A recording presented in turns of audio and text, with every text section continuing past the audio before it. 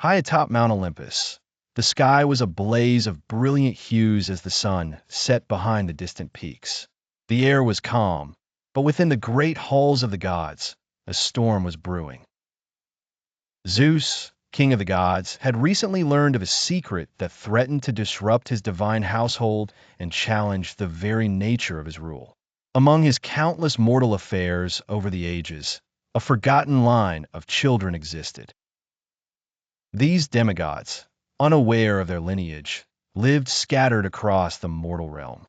The news was brought to Zeus by Hermes, the swift messenger, who, with a mixture of curiosity and trepidation, presented scrolls filled with the names and fates of these unacknowledged offspring. Zeus sat in his grand chamber, tracing his fingers over the list, his mind a swirling tempest of responsibility, curiosity, and doubt. It was not uncommon for divine beings to father children with mortals, but the sheer number and obscurity of this discovery were surprising even for him. The gods around him watched with bated breath, anticipating his decision. Hera, his wife and goddess of marriage, stood beside him, her eyes narrowed with suspicion and irritation. The thought of more illegitimate progeny was just another reminder of Zeus's past indiscretions. "What will you do?" Hera's voice was cool, her gaze fixed upon Zeus.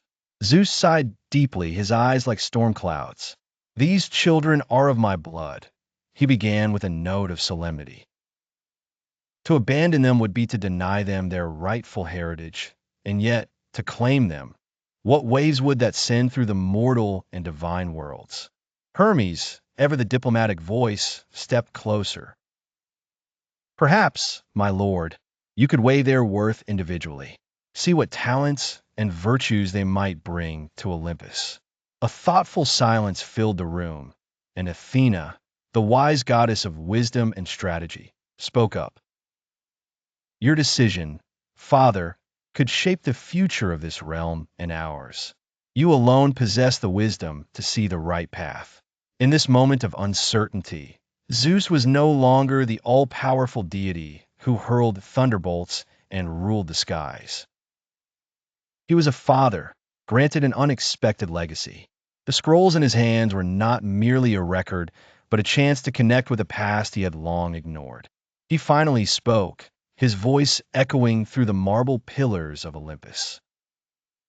"Let fate and merit decide," he declared.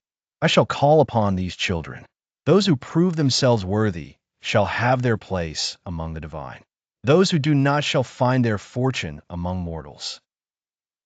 And thus, a new chapter unfolded in the annals of Mount Olympus, a quest that would lead these unknown heirs to confront their origins, their own strength, and the divine judgment of their celestial father. The winds of destiny had shifted, guided by a father who now understood that power lay not just in godhood, but in the choices he made for the future.